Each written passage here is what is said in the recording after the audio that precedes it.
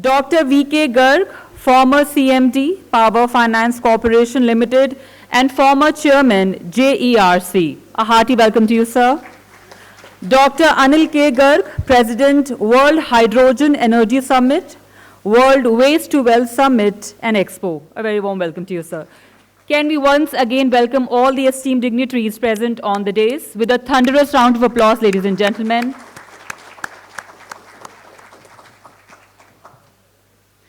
Distinguished invitees, assembled delegates, ladies and gentlemen, on behalf of the Energy and Environment Foundation, I very warmly welcome you all to the World Hydrogen Energy Summit and World Waste to Wealth Summit 2022.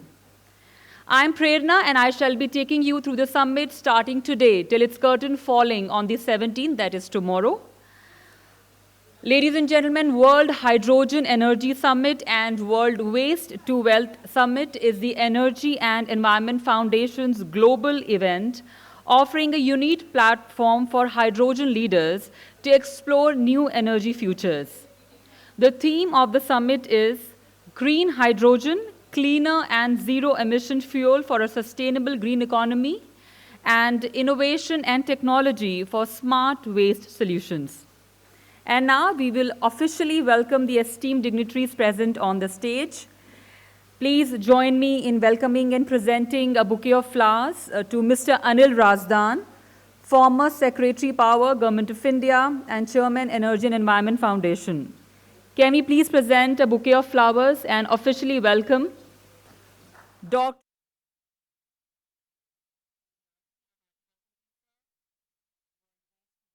In our traditional Indian style, will light the lamp to spread the light of knowledge on this premise and to inaugurate the summit.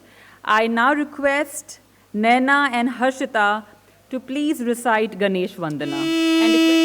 Srishti, Satya Srishti, Anek Roop Dharana.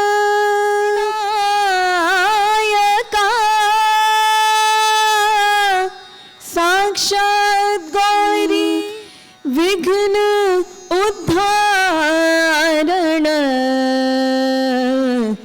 विघ्न उद्धारण रूपम विघ्न उद्धारण रूपम उदरा गौरी सुत करी वंदना गौरी सुत करी वंदना विघ्न हरण विघ्न विनायका विघ्नेश्वरा धरणी धरा महादेव सुत लंबोदरा कार्य संपूर्ण दयाला श्री विनायक मोदक प्रिय गणराया विघ्नेश्वरा धरणी धरा महादेव सुत Lambodara Lambodara Vinayaka Vinayaka Vinayaka. To invite on the dais Dr. N.B. Mazumdar to address the august gathering. Sir. Good morning. Good morning, ladies and gentlemen, on this nice Sunday morning. And as we have heard from Dr. Garg, of course, on a nice Sunday like this, the attendance is a little scanty, but nonetheless, I'm really thankful to the organizers, to Dr. Anil Garg, to Mr. Razdan, and the Energy and Environment Global Organization for giving me this opportunity of being here and sharing my thoughts. Now, this conference has been organized in a very interesting manner if you look at it.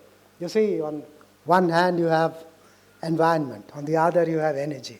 And these two are the most important issues at this point of time, not only for our country, but for the whole world, for the whole planet as such. I mean, we need sustainable systems. We need decarbonization urgently. This is critical. So these issues would be discussed in the following sessions, today and tomorrow. So here I'll be just touching upon the fringe of these issues.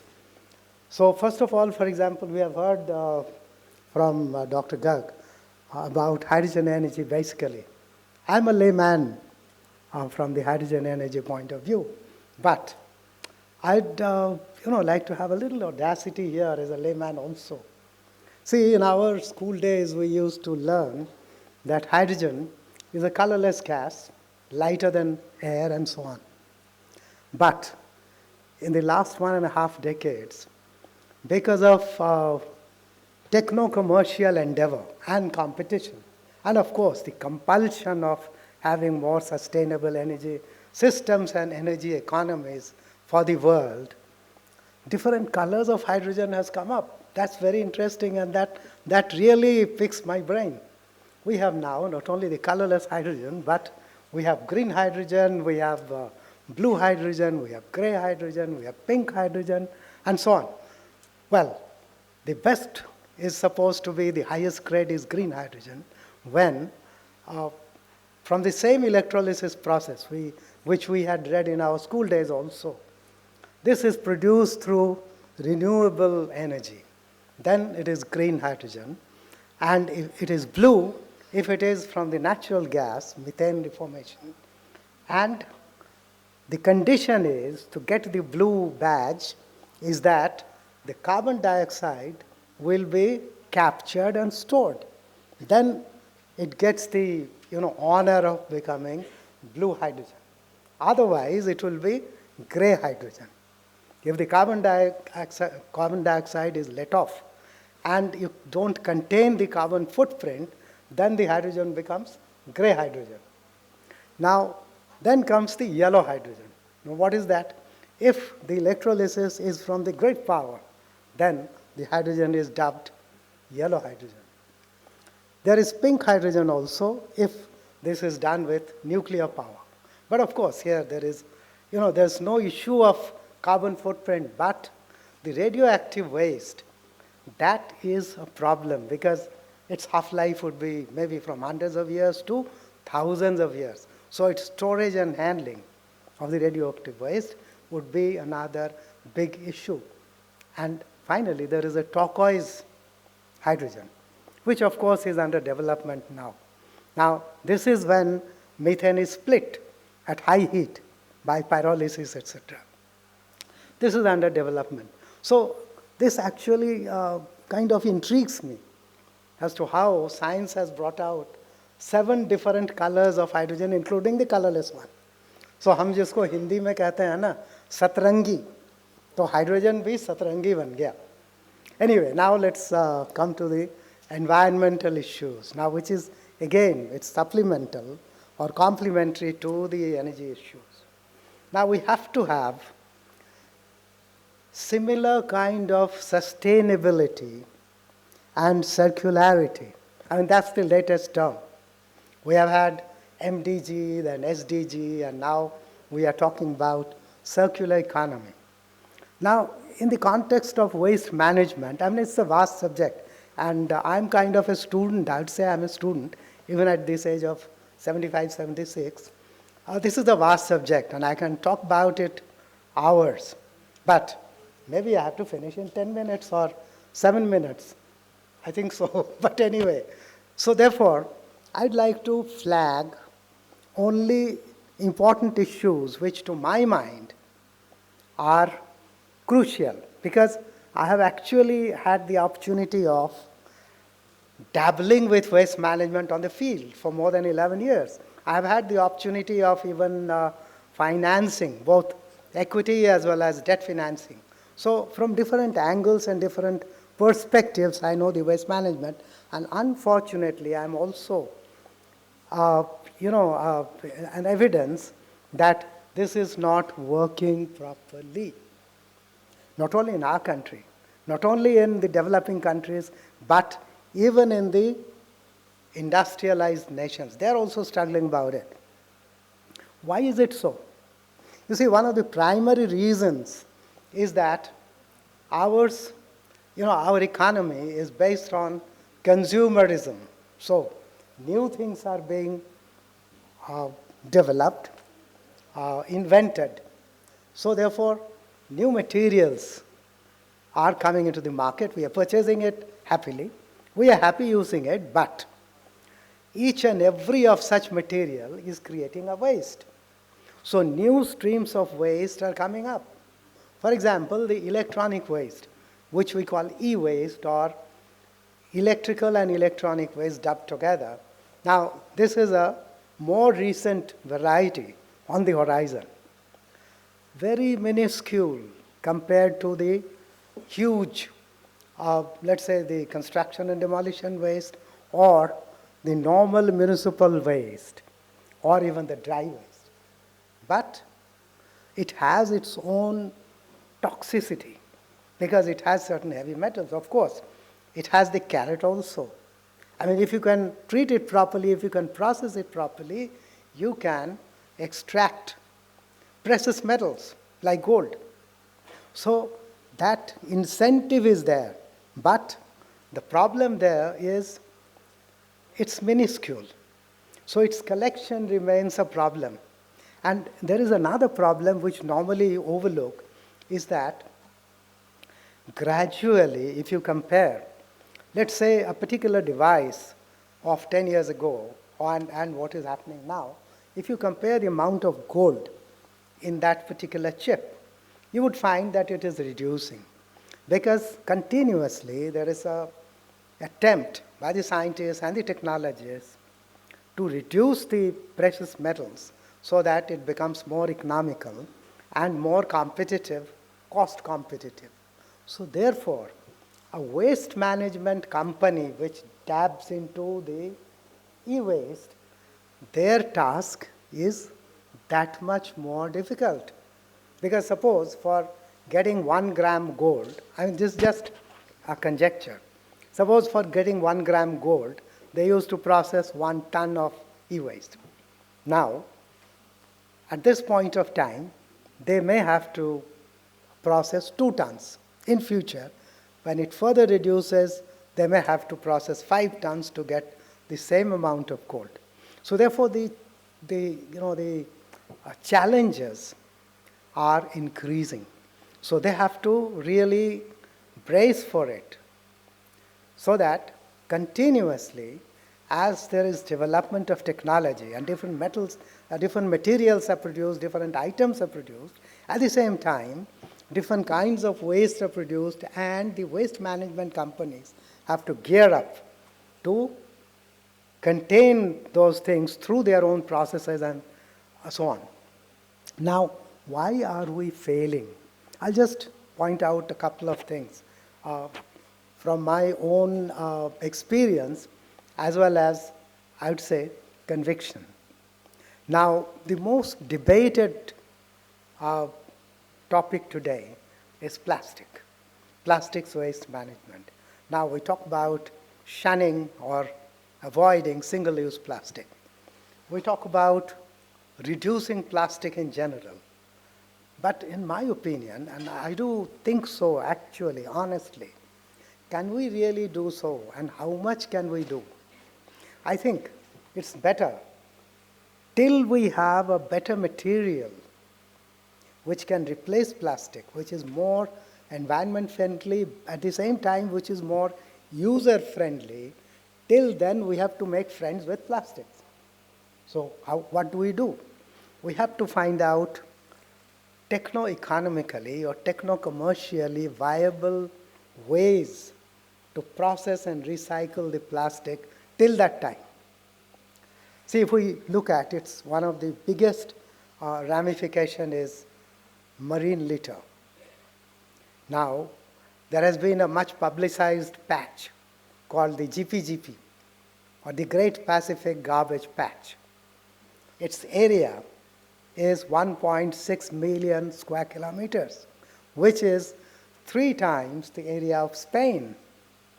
See, the see the amount of problem, the dimension of the problem that we are faced with. And this kind of patch on the ocean is closely linked with our lives, very closely, because the marine life is linked to our food chain, is linked to our transportation, and so on. So we have to think about it. What should be done? See, one of the most low-hanging fruits, because I do believe that we have to not only give sermons, but set up examples. So I find that one of the most low-hanging fruits is to convert or use this, let's say, single-use plastics or thin plastic films or even light plastics, use them in blacktop roads. You can melt it with a tar and use it on the blacktop road. See, commercially this is easy, because if you make a project, you would know. The pundits should sit with the net present value, the projection, and so on.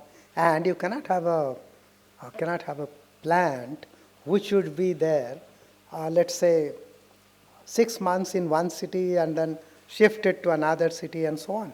But here, this particular system of using it on the blacktop road, it can be anywhere and everywhere. Just collect it. And wherever the road is being laid or repaired, just tie up with the contractor and get it done. Simple. And the plastic would be so grateful that it would make your roads hydrophobic. That means rainwater will not affect it so easily.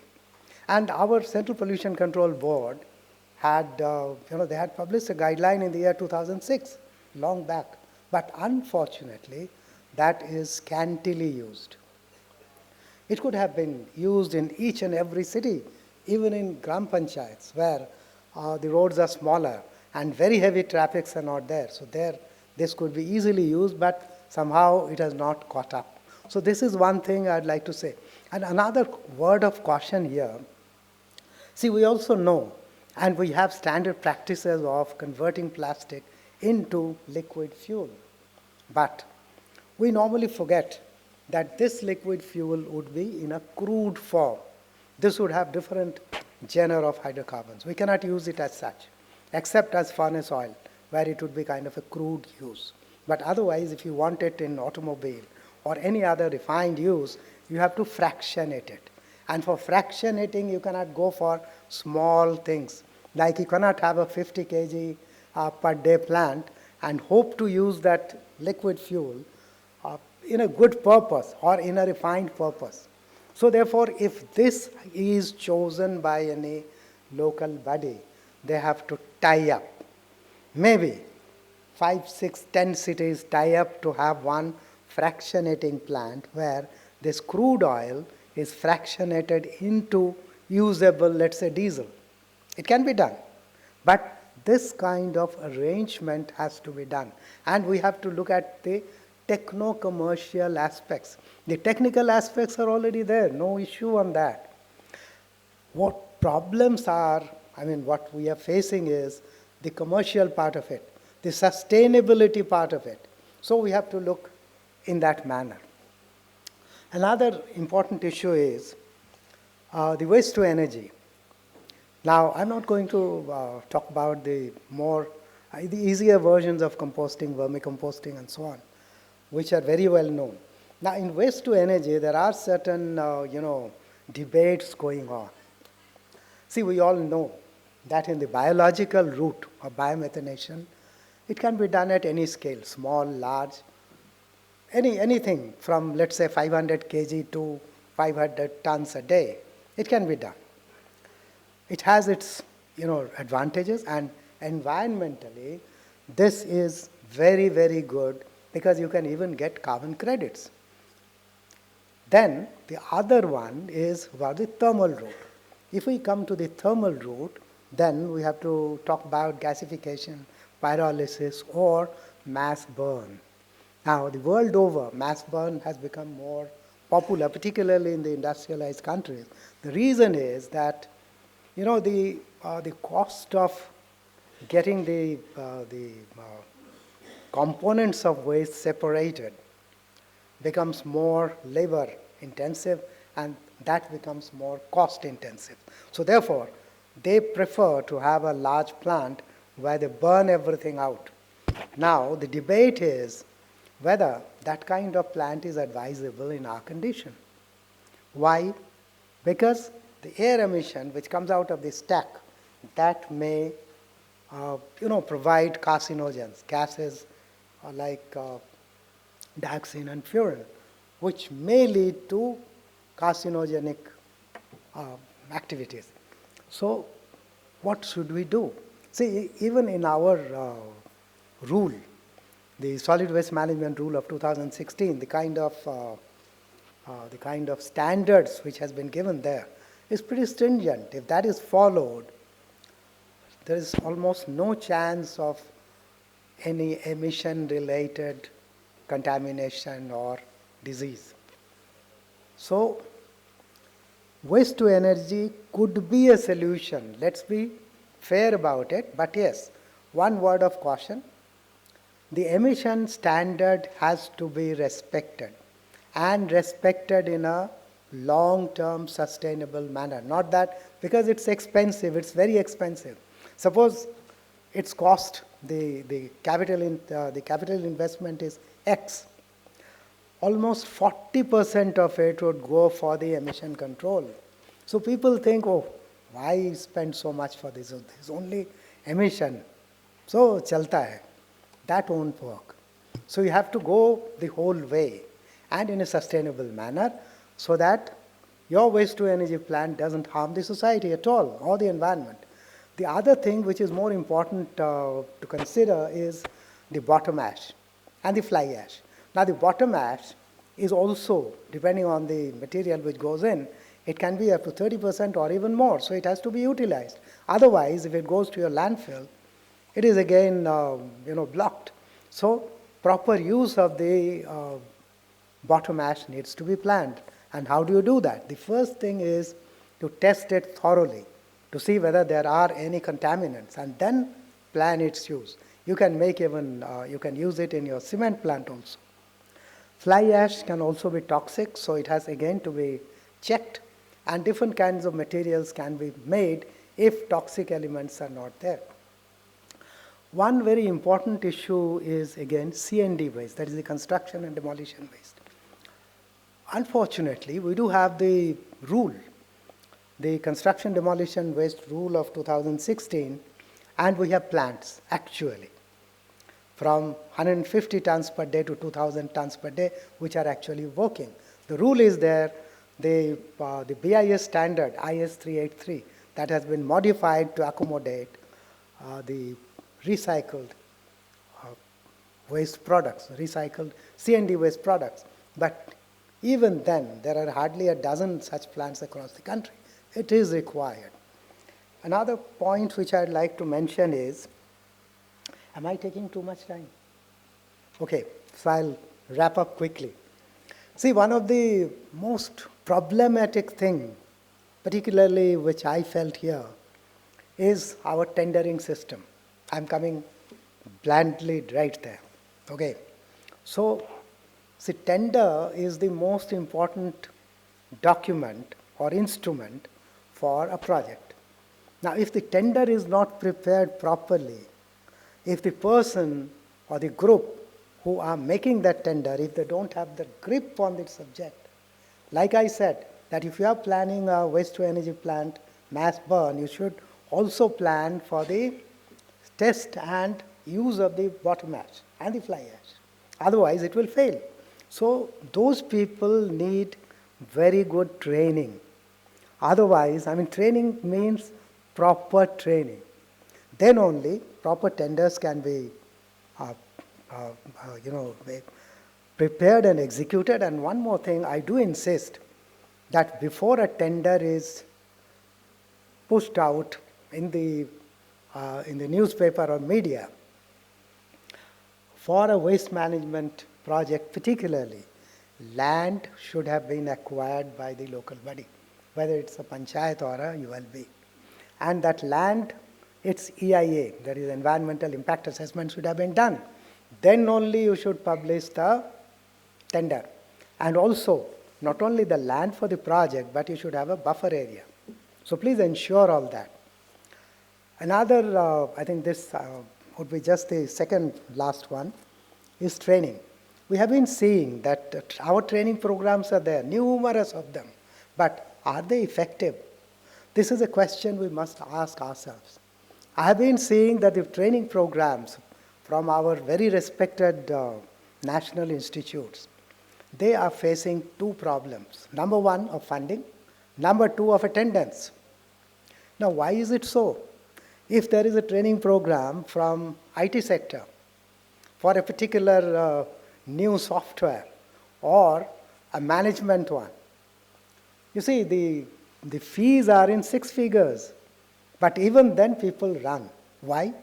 Because they relate it with increase in their salary, promotion. So why can't we do this in the waste management sector also? That should be thought of. My final point is that often we think that the waste material is black gold or green gold or brown gold and so on. In my actual experience, it's not gold at all.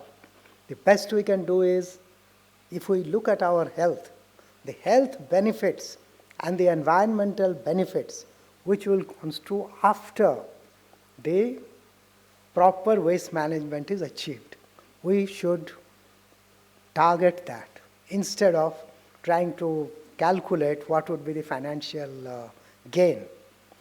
At best, we can say that there would be an economic benefit, not exactly financial benefit. There would be certain things, because I have seen, for example, the C&D waste, its processing actually gives you return revenue, positive return revenue, but not all. Similarly, waste to energy, if you get a good source of feed material, you can even be positive in your balance sheet. But one has to be very careful. So thank you very much for patiently listening to me. Thank you. For taking the valuable time for us and joining us for this event. I now request Dr. Anil K. Garg, President of World Hydrogen Energy Summit, World Waste to Wealth Summit and Export, to propose a vote of thanks. Thank you, Prerna. हम भी ऊपर खड़े हो जाते हैं.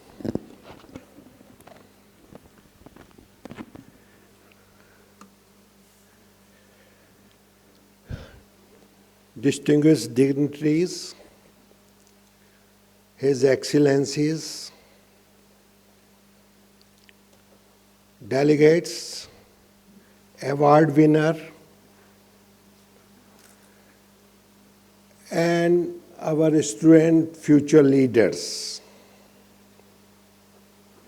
I have to thank, first of all, Ministry of New and Renewable Energy, Niti Aayog, Ministry of Urban Development, Housing and Urban Development, for their entire support.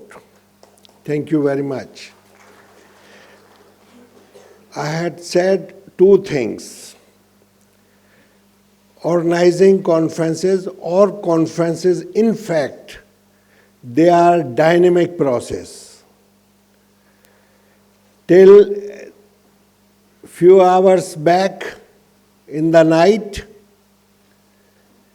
we got that minister has to go somewhere else.